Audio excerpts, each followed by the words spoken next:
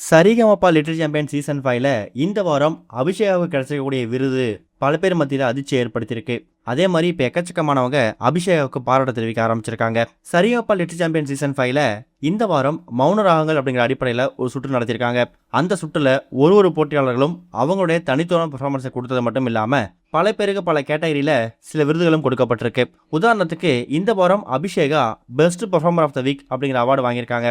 அதுக்கு காரணம் என்ன தெரியுமா? இந்த வாரம் அவங்க சூஸ் பண்ண சாங் தான், அதை அவங்க டெலிவரி பண்ண விதம். அசுரன் படத்துலேருந்து வரக்கூடிய எள்ளுவைய பூக்களியே அப்படிங்கிற அந்த பாட்டோட சோகமான வெர்ஷனை தான் அபிஷேகா இந்த வாரம் பெர்ஃபார்மன்ஸாக கொடுத்துருக்காங்க. அதுவும் அந்த பாட்டை ஒரிஜினலாக பாடின சைந்தவி அவங்க முன்னாடியே அபிஷேகா இந்த ஒரு பாடல பாடின விஷயம் பல பேர் மத்தியில் பாராட்டை ஏற்படுத்தியிருக்குது. சொல்லப்போனால் ஸ்னேகன் அவர்கள் இந்த பாட்டை பார்த்துட்டு அபிஷேகாவோட பெர்ஃபார்மன்ஸை புகழ்ந்து தள்ளியிருக்காரு. இவ்வளவு சின்ன வயசில் இப்படிப்பட்ட ஒரு அசாத்திய திறமையை நான் அவங்ககிட்ட எதிர்பார்க்கவே இல்லாமா, உண்மையாகவே உனக்கு ஒரு பெரிய எதிர்காலம் காத்துக்கிட்டு இருக்கு, நீ பாடல் துறையில் பெரிய ஆளாக வரப்போற அப்படிங்கிற மாதிரி புகழ்ந்திருக்காரு. அதுக்கப்புறமா சிங்கர் ஸ்ரீனிவாஸ், எஸ்பி சரண், ஸ்வேதா மோகன் இவங்க எல்லாருமே அபிஷேகாவை எழுந்து பாராட்டியிருக்காங்க.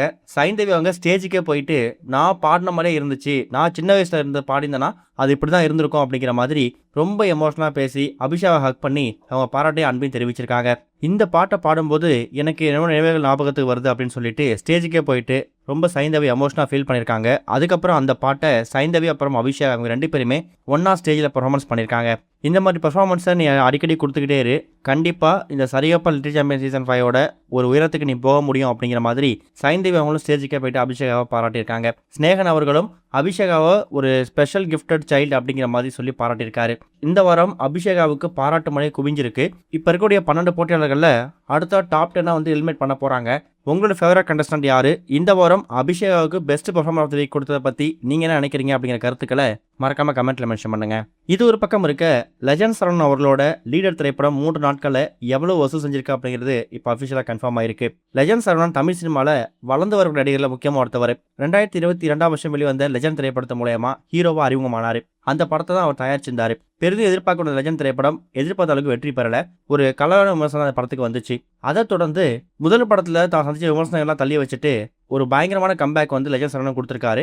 சமீபத்தில் இவர் நடிப்பில் இருந்த லீடர் திரைப்படத்துக்கு அமோக வரவேற்பு கிடைச்சி வந்துட்டு இருக்குதான். இந்த படத்தை இயக்குனர் துரை செந்தில்குமார் இயக்கியிருக்காரு.